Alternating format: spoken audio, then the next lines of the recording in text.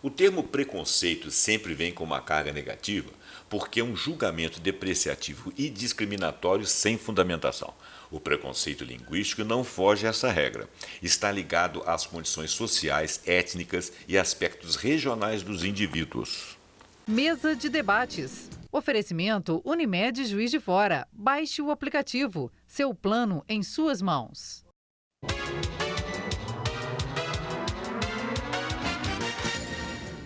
Olá, está no ar mais uma edição do Mesa de Debate aqui na TVE de Juiz de Fora. Eu sou José Roberto Abramo e nós estamos aqui todos os dias contando com a sua companhia. Gente, hoje nós trouxemos um assunto muito interessante, você viu aí no nosso preâmbulo. Nós vamos falar de preconceito linguístico. Existe isso? Existe isso? Ele vai nos responder daqui um pouquinho. O Cristiano está aqui para me coadjuvar, né? Sim, sim. Nós dois que entendemos muito de preconceito linguístico. Hoje eu estou me sentindo muito honrado aqui na mesa, eu vou até mudar meu nome. Estava escrevendo aqui aqui tem o José Roberto, Luiz Roberto, então Cristiano Roberto. Cristiano Roberto, vai entrar no grupo dos Robertos. Estou no grupo dos Robertos. Perfeito, Cristiano, seja muito bem-vindo. Luiz Roberto. Então, o Luiz Roberto é professor, né? Sim.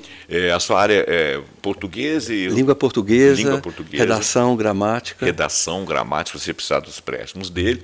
Mas hoje nós vamos falar sobre preconceito linguístico. Sim. Inclusive, eu gostaria, mais para o final, que o Luiz Roberto nos desse, professor Luiz Roberto, nos desse uma dica também do preconceito linguístico, que se for um tema do Enem, né? Como é que o pessoal vai falar sobre isso, né? Sim. Mas vamos começar. Preconceito linguístico, fala aí. Bom, primeiramente eu quero agradecer o convite. Sim. José Abramo, Cristiano, muito obrigado pela presença. Ok. E aqui, sobre o preconceito linguístico, nós temos que pensar que a palavra preconceito, geralmente, ela deixa uma discriminação com um certo tipo de um grupo social. Certo. E há realmente um preconceito linguístico, porque as pessoas pensam que a norma padrão da gramática portuguesa, na oralidade, é uma ascensão social. Ah, sim. Então, só essas pessoas que têm o privilégio de ter tido uma certa escolaridade, falar bem, essas pessoas estão numa ascensão social. E não necessariamente. Claro. Né? Não deveria haver o preconceito linguístico. Por quê? Porque o nosso país é um país muito grande e há as divergências culturais, as diferenças sociais, em todos os sentidos. Inclusive a língua, porque a língua é uma identidade de um povo. Então, o Brasil é muito grande. Então, um estado do Nordeste, por exemplo, ele tem a sua identidade cultural, embora esteja dentro do nosso país. É um dos mais autênticos, inclusive. Mais né? autênticos. Então, o preconceito ele tem que ser desconstruído, mas desde cedo. Então, nas escolas, os professores, as aulas, direcionando a esses alunos que uma pessoa que fala diferente da norma padrão, ele não fala errado, ele fala diferente. Diferente. Ele fala uma diversidade. Pela diversidade. E devemos lembrar também que a linguagem escrita é diferente da linguagem oral. Certo. Então, na escrita, ela é uniformizada, tem que seguir as regras gramaticais, evidentemente, mas na oralidade, embora seja um pouco desprestigiada, a pessoa pode ficar mais à vontade. Então, ela vai se adequar à sua linguagem de acordo com uma realidade. Até porque a linguagem escrita ela está tentando comunicar um ato sem a pessoa, um fato sem a pessoa. E quando você se comunica, você não tem só a comunicação formal da fala ou informal da fala, você tem toda uma comunicação corporal também. Sim. Então, quer dizer, você pode se despreocupar um pouco com essa formalidade da fala, Sim. que mais é mitideza de qualquer outra coisa, né? Porque o seu corpo já está falando por você, né? Falando às vezes até mais e até te traindo. Sim. E outra coisa, não inventaram a gramática e depois inventaram a língua. Não. A gramática é uma ciência que saiu da ciência falada. Sim. Quer dizer, inventaram uma ciência para poder descobrir como que eram aquelas relações, aquelas conexões. Exatamente. Então, quer dizer, não tem por que ter preconceito. Inclusive, com relação à gramática, no último acordo ortográfico, os países de língua portuguesa se unificaram nesse sentido, né, para haver uma uniformidade, evidentemente, ali. Mas na língua oral, ela é diferente. Cada país da língua portuguesa tem as suas características. Então, um outro tipo de preconceito que deverá ser desconstruído. Por exemplo, o português de Portugal, por ser da Europa, não significa que ele é superior ao português brasileiro. E que ele é que é o correto. E que ele é que é o correto. Não é nesse sentido. Nós temos as nossas características, nós temos a nossa cultura. É interessante isso, né, Luiz? Porque assim, eu fico me perguntando assim, a gente já está aí mais de 500 anos aí de Brasil e por que a gente ainda vive assim falando língua portuguesa, né? Porque já não entrou na coisa língua brasileira mesmo? Ou realmente a nossa língua é portuguesa, não igual o sotaque tudo de Portugal, mas assim tem que ser falado que é a língua portuguesa. Você sabe dizer sobre isso? Não, mas assim, eu desconheço o porquê assim, o nome. Eu acho que talvez pela tradição. Tradição, assim, né? Portugal, né, colonizou o Brasil. Então, todo país que coloniza um lugar, a primeira coisa que eles fazem, segundo a filologia romana, perfeito, né, no caso impor a língua. Perfeito. Só que a gente já está numa independência, né? Isso. Há muito tempo e a gente continua usando o termo língua portuguesa. Agora, minha outra questão que eu queria falar com vocês, a gente está falando de sotaques, a gente está falando de jeitos de falar, né? O Abramo até colocou isso assim, é a expressão da pessoa. Agora, como é que a gente traça aquela linha de diferença assim entre isso realmente não é correto falar, a sua forma de se expressar não é correta. Por exemplo, lugares. O mineiro corta, né, você por você, por ser, tá. Mas às vezes num público, né, igual, por exemplo, às vezes eu me apresento e tudo, no dia a dia eu corto. Falo você, mas eu procuro não fazer isso em público, né? Como é que é essa linha tênue entre o falar errado e o falar errado mesmo que a gente está falando aqui? Tá. O que acontece é o seguinte, o falante, a tendência do falante é sempre diminuir. Isso é em qualquer língua. Diminuir a palavra. Economia de energia. Economia, né? Vamos dizer assim. Então, expressões que outrora eram usadas, que elas não são mais usadas, e elas se modificaram, porque a língua é viva. E ela se modifica no tempo e no espaço. E no tempo, na história. Os acontecimentos. Por isso que existe também o empréstimo linguístico. Palavras que chegam a nós, por exemplo, eu vou lembrar aqui, o verbo deletar. Delete. Deleta isso que eu falei. Isso vem do inglês.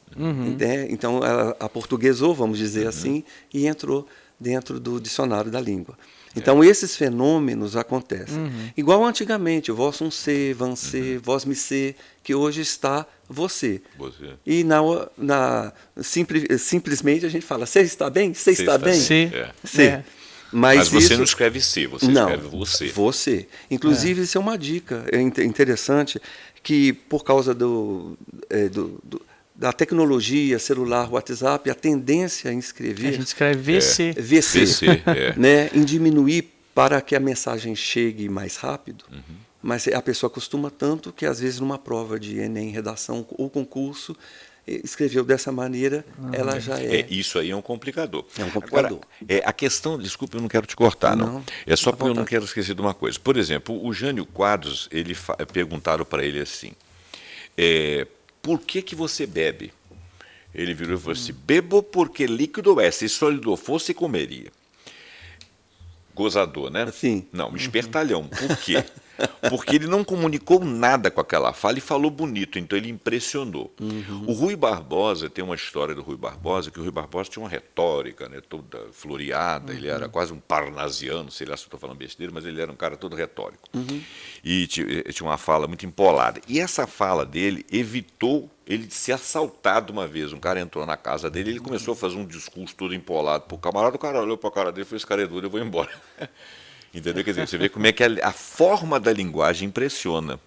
Impressiona. Mas não necessariamente comunica alguma coisa. Não necessariamente. Não necessariamente. Não, de forma alguma. Porque as pessoas podem falar, ou então até se expressar de uma maneira assim, para poder impressionar. Exato. E atrás toda aquela performance montada, ela não comunica.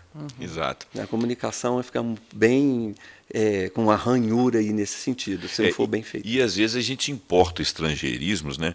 Eu não sei, os franceses e os portugueses de Portugal, eles têm uma coisa, eu não sei se a palavra certa é essa, mas eu não sei, a palavra onomatopeia não cabe nessa coisa, mas eu já li dessa forma, onomatopeia da língua. Então, por exemplo, se você chegar lá e chamar, tentar registrar o seu filho em Portugal com o nome Francinei, não tem nada a ver com a origem da nossa língua. A nossa língua é João, Maria e tal. Sim. Então eles não permitem. Uhum. O que eu acho assim, uma coisa assim, um pouco conservadora, né? Mas os franceses, por exemplo, traduzem a maior parte e os espanhóis também. Uhum. Talvez com a tentativa de preservação da língua, né? O brasileiro já aceita, até porque o brasileiro já tem o índio, né? Uhum. Os dialetos indígenas já estão todos dentro da língua. O nome das cidades, né? A maior parte deles são nome de rios. Isso, porque já estão inseridos ali por causa da história e da cultura indígena. Da cultura. Fiquei sabendo outro dia que tem muita palavra em português na língua japonesa. Interessante. Eu não sabia disso. Também, assim, né? Uma surpresa. Uma surpresa. Macau é lotado lá na China, mas fala português. Né? E uma outra coisa que eu queria deixar aqui para você comentar é o seguinte: o inglês, que é o idioma mais falado do mundo, porque foi os locais onde tiveram a maior quantidade, historicamente, de colônias, uhum. O inglês falado em alguns lugares, eles não se entendem. Então, os call centers foram colocados na Índia, porque diz que o indiano é o que fala o melhor português que todos os outros, o melhor inglês que todos os outros entendem. Interessante isso, porque é uma fala coloquial, né? Sim.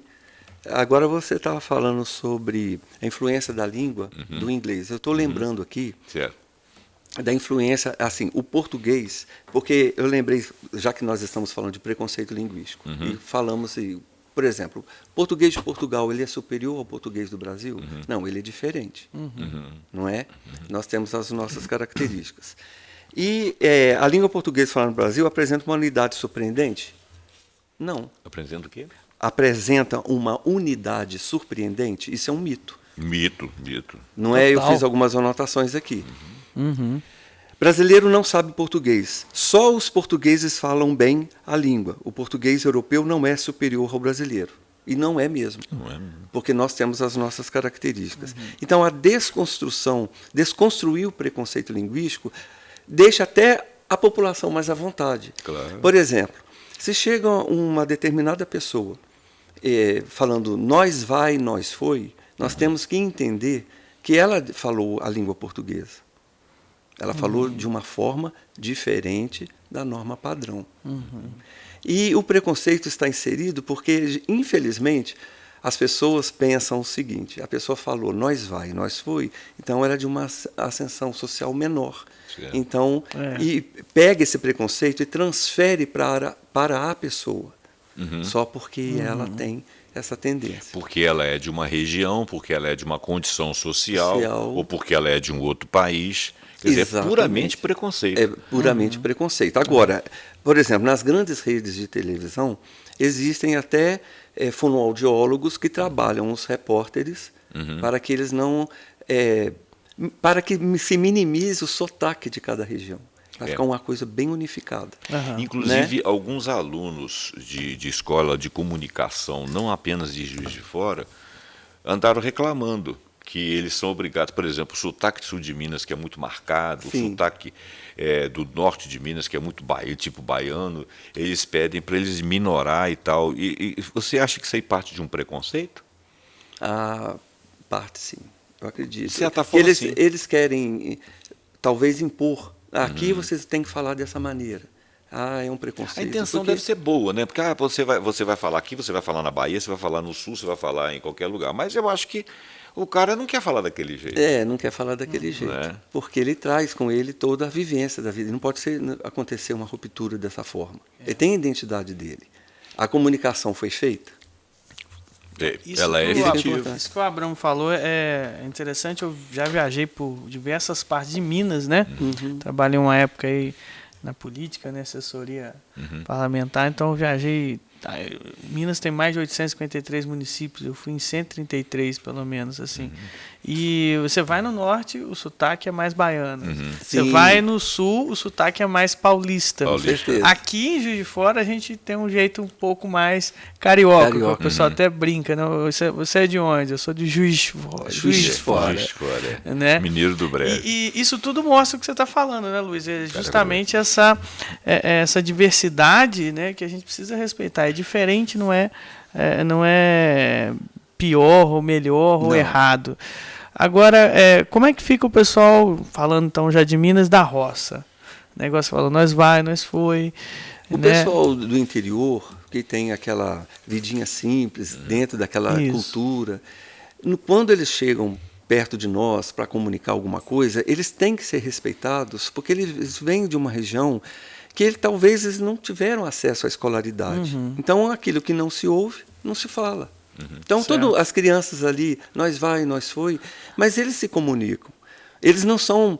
a gente não pode determinar assim, quem fala melhor e quem fala pior, esse que fala melhor vai ter uma ascensão social melhor. O de cá não vai conseguir sair daquele lugar. Não. Isso aí é uma questão de regionalismo. Isso é uma questão de imagética, né? Eu acho que o camarada imagina que a situação daquele cara é pior. Não, exatamente. E quando você vai, por exemplo, quer ver uma coisa? O Ciro Gomes. Né? O Ciro Gomes é um cara formado, vivido em São Paulo, tudo, mas ele tem um ligeiro sotaque de lá, do Nordeste. Se nós formos para lá com todos os nossos diplomas, o nosso conhecimento, nós vamos ficar com um ligeiro sotaque mineiro lá e talvez com um pouco de sotaque. Né? E se nós admitirmos estrangeirismos na nossa língua, que pedantismo nosso não aceitarmos aqueles da nossa terra, do Brasil, terra, né? Que falam diversamente. Diversamente. Porque o Brasil é um país continental. E com certeza. E dentro das características de cada povo, de cada região, a língua é a língua portuguesa, porém com as suas características, as suas nuances, o seu regionalismo. Então, há palavras que nós usamos aqui, que lá no Nordeste, às vezes o objeto é o mesmo, mas eles usam de uma outra maneira. Mas para eles, aquilo é normal. Eles não estão errados. Eles não estão errados. Entendeu? Eu acho que é uma questão um pouco da mente, de uma persona, né, que a pessoa tem. Por exemplo, eu já conheci pessoas, igual você falou assim, porque de repente não tiveram um contato ali na infância, eu concordo, né, com estudos, etc. Pessoal da roça, do interior. Mas eu conheço gente que já veio do interior e fez faculdade, fez pós-graduação e ainda fala, eu tava lá. Eu tava lá, ele fala assim. Eu costumo brincar que a língua ela é usada justamente da mesma maneira que você vai à praia e usa a roupa de banho da praia, né? Você vai a uma formatura, você vai se vestir para aquela ocasião. Então você vai adequar a sua linguagem dentro daquela realidade. Por exemplo, é claro que nós não vamos sair falando nós foi. Nós já temos esse critério. Mas num churrasco, por exemplo, aí eu brinco assim, você viu o Cristiano chegar? Ele me responde, eu o vi entrar. Não precisa usar essa formalidade. Eu vi ele entrar. Vi ele mesmo. Ali está todo mundo tranquilo, entendeu? O que não diminui. Porque a pessoa tem um título tal, ele falou, olha, a pessoa tem um título tal, professor Luiz Roberto, professor de português, ele disse, vi ele. Eu falo, nessas ocasiões... tem que tomar cuidado só com cacófato, né? Como é que é aquela história? Aquilo que... Cacofonia. Cacofonia. Viela, exato. Viela. Eu vi ela. Aí entra um pouco, né, Luiz? Eu vou fazer isso por cada um, por cada. Por cada um. Aí entra um pouquinho, Luiz, eu tenho aí a grata satisfação do Luiz já ter feito alguns cursos aí da minha área, né, da PNL e tudo. E o Luiz já deu palestra lá para nós e ele fala muito bem sobre ambiguidades, né? Ambiguidades. A cacofonia ela leva uma ambiguidade. Ambiguidade, né? Você pode falar um pouquinho sobre a ambiguidade? Ela acontece tanto na fala, na oralidade, quanto na escrita. Na escrita, a gente tem que tomar muito cuidado para que a expressão, o tópico frasal ali, não dê ao leitor uma duplicidade de sentidos. E porque na fala, se eu falo alguma coisa e você não entende, eu repito. e tudo fica direitinho. Exato. Mas na escrita não. Então eu até interessante que eu trouxe aqui um exemplo, por exemplo, de uma ambiguidade, que uma pessoa disse o seguinte: o meu terapeuta disse: escreva cartas para as pessoas que odeia e as queime. Aí ele respondeu: fiz isso, mas agora não sei o que fazer com as cartas. Então, entendeu? Ele entendeu completamente diferente. Queimou as pessoas. Ele queimou as pessoas. Olha só. Isso é uma brincadeira. É uma brincadeira. E tem mas também uma charge muito interessante, que está numa loja, uma criança, é uma charge, e está escrita assim uma placa. Não trocamos roupas íntimas. Aí o menininho da charge responde: porcona. Entendeu? De porca, né? Não trocamos. E tem uma outra também que está numa loja, isso é verdade, isso não é charge, isso foi uma foto. Escrito assim na vitrine: baixamos as calcinhas. A pessoa vai entrar naquele lugar. Já foi o marketing. Né? Marketing, né? Que é para usar. Então, o trocadilho, né? Trocadilho. É o trocadilho. Então a linguagem é uma coisa muito interessante que você pode. Minha mulher tem mania de falar assim: aqui, nós vamos ser aonde? Eu falei: vamos. Aí ela falou assim: eu vou me trocar. Eu falei: por quem? Eu vou me trocar por quem? Entendi. Perguntou se eu quero, né? É uma brincadeira. Com certeza. Mas a língua tem essas facetas, essas facilidades que a gente pode fazer um marketing, a gente pode falar sério, a gente pode até persuadir alguém de acordo com a fala, ou de acordo com a escrita. A metáfora, né? A metáfora. É uma metalinguagem, sim. né? Eu também... A questão, agora mesmo eu comentei com você o seguinte: quando uma pessoa fala muito bem sobre um tema em que as outras pessoas não conseguem acompanhar tão rapidamente, e ela fala bem, não precisa ser uma norma culta, basta falar bem, saber se comunicar, ela impressiona. Sim. E ela passa para o outro a sensação de que ela está com a razão. Então o outro cede, é uma questão de poder. Eloquência, né? Eloquência. Aquele negócio que você falou da hegemonia cultural. Né? Eu acho falou em off aqui, nós falamos em off, ele tinha falado em hegemonia. Eu quis usar uma outra palavra, mas eu traduzi como hegemonia, vamos dizer que seja realmente. Você vê, por exemplo, nós padecemos de eurocentrismo, né?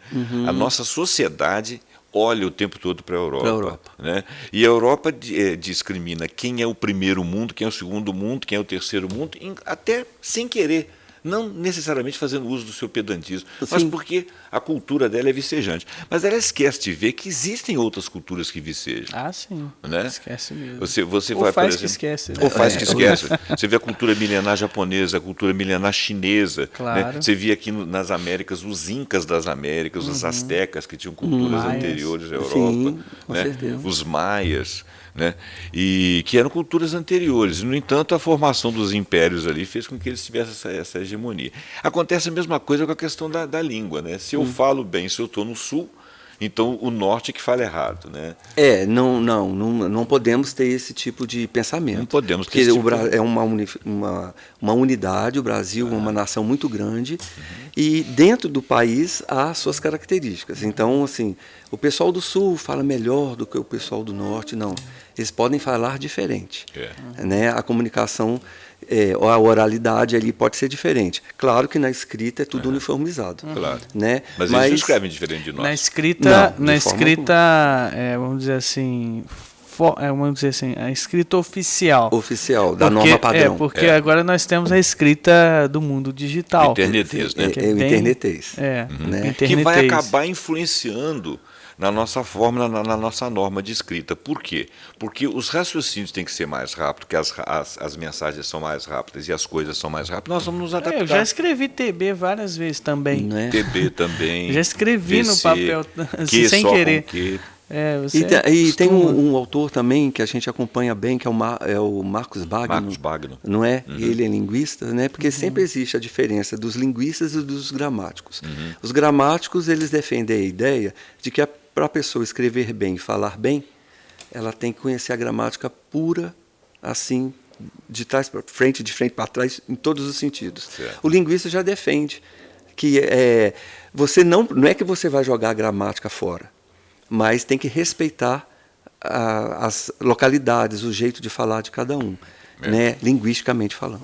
Eu até acho o seguinte, olha só, as línguas latinas deram, quer dizer, o latim deu origem a várias línguas. Várias línguas. Inclusive lá no leste da Europa. Sim. Né? Acho que o romeno é uma língua latina, ou o búlgaro, eu não sei dizer ao certo, né? Não é da minha área, mas o português, o italiano, quer dizer, as línguas latinas. Quer dizer, se a gente ficar preso na língua, nunca vai evoluir. Não. Né? Senão nós estaríamos todos falando latim até agora. E a língua germânica e o inglês também tem um tronco comum. Então, lá em Priscas Eras, você não teria o inglês e o germânico. Né? Como o inglês daqui um pouquinho vai se dividir em muitos, porque foi para muitos países. Mas eu queria, nós estamos caminhando para o final dessa aula que o professor está dando aqui. Eu queria que o professor falasse um pouquinho de Enem, para quem vai fazer a redação do Enem. Se esse tema cair, como é que o aluno deve acessar o assunto e expor? O tema preconceito linguístico. Isso. Bom, em todo o Enem, a orientação que nós damos para os alunos é o seguinte: ele vai fazer uma redação e sempre tem que ter os tópicos de intervenção. Certo. Porque se ele escrever de uma maneira generalizada, é consenso comum. Precisamos educar as nossas crianças para que elas falem bem, cresçam na sociedade, mas isso é normal. Esse é o senso comum. Aí ele tem que trazer os projetos de intervenção de como, no caso, desconstruir o preconceito linguístico. Então, ele vai falar sobre o preconceito linguístico, que o preconceito linguístico existe, mas ele tem que desconstruir. As intervenções. As intervenções são os projetos. Aí, cada aluno vai ler tudo aquilo que é possível para ele escrever dessa forma. Os projetos, as intervenções, no sentido de solucionar aquela problemática, é o mais importante nas provas de redação. É o seu ponto-chave. O seu ponto-chave. O segredo é baseando sempre em algum autor. Interessante ele fazer citações. É interessante. É interessante. Não fazendo tudo. Ele ganha autoridade. Ele ganha autoridade. Porque também, se ele fizer muitas citações, o que vai acontecer? Ele vai perder identidade. Ele tem a palavra dele ou é só do autor? Então ele faz as citações e defende, num diálogo ali, o que o autor diz e o outro diz também. E uma outra pergunta. Digamos que ele tenha o preconceito linguístico. Ele pode... Isso eu estou fazendo papel de advogado do diabo, né? Sim. Porque você nunca vai aconselhar ninguém a fazer isso. Mas vamos supor que o camarada fala assim: eu não suporto o estrangeirismo, eu não suporto o cara falar errado do meu lado e tal, não considero que é preconceito, tal, e baseado no autor, tal, baseado no meu pensamento. Se ele fizer estruturalmente, bem estruturada, uma posição como essa, e uma boa redação, ele tem nota? Isso vai depender muito de quem está avaliando. Aí o avaliador eu sou contra e zero. E zero. Pois é, porque aí fica uma coisa meio difícil, né? Porque a ideia do preconceito linguístico é que você discriminar quem fala pretensamente errado é um preconceito. Exatamente, não deixa de ser. Então eu oriento essa pessoa, se existir esse aluno, a ler sobre o assunto e ele mesmo desconstruir. Desconstruir em si próprio. A própria temática vai trazer a tendência, tipo assim, o perigo do preconceito linguístico. Já sabe que é para ser contra o preconceito linguístico, né, e não a favor, né? Eu acho que mesmo se a pessoa for a favor do preconceito linguístico, acho que na hora vai valer ela querer passar no Enem, né? Então ela vai tendenciar a colocar aquilo que o avaliador vai porque eu estou lembrando de um caso aqui que aconteceu, não é minha área, né? Eu sou professor de matemática e física, mas eu me lembro que teve muitos anos atrás, teve um negócio de redação, não era do Enem, não. E que o cara partiu do tema lá, mas ele não concordou com o tema. Não concordou. Não concordou com o tema, mas ele falou muito bem. Ele teve os seus argumentos bem fortalecidos. Argumentou e deixou todo mundo em dúvida com a redação dele. E deram nota máxima para a redação dele. Isso é legal. Porque é como se ele tivesse escrito um artigo dizendo assim, eu penso assim, essa é a minha contribuição. E em detalhe, é direito dele discordar. É direito dele discordar. Agora, se ele a questão do preconceito linguístico, se ele tem o preconceito e faz ver ali, ele está indo contra o tema. Ele está indo contra o tema. Porque se está orientando para a desconstrução do preconceito, aí ele vai a favor. Então ele está incoerente ali com a situação. Ele estando incoerente, a nota dele é 0. Tá certo. Gente, eu espero que vocês tenham aproveitado essa aula que o professor Roberto deixou aqui com a gente, né? O Cristiano, ele não é professor de português como eu não sou, mas sabe muito de linguagem, né? Na neurolinguística, né, a gente estuda mais a estrutura da linguagem, né? O conteúdo, a forma, né, de se expressar, deixo para o nosso mestre aqui. Certo, mas você vê que pelo que o Cristiano faz lá no Coaching Club, né, as palestras dele, ele mostra que a linguagem, ela não precisa ser uma linguagem estrita, você se comunica de uma maneira correta, mesmo com incorreções pretensas, com incorreções gramaticais. E a fala do cotidiano, a fala coloquial, ela não precisa de ser empolada. Tem pessoas que gostam de falar de uma maneira mais empolada, foram educadas assim. Tem pessoas que falam de uma maneira mais coloquial, foram educadas assim, ou a vida os educou. Então a gente não tem que ter preconceito. É o que ficou aí do nosso programa. O professor Luiz vai voltar aqui para dar mais aulas para a gente. Eu quero agradecer a sua presença, você que nos acompanhou até agora, pedir para você curtir, compartilhar, se inscrever no nosso canal, ativar o sininho, para que você fique sabendo dos nossos vídeos todas as vezes que estivermos por aqui. Muito obrigado.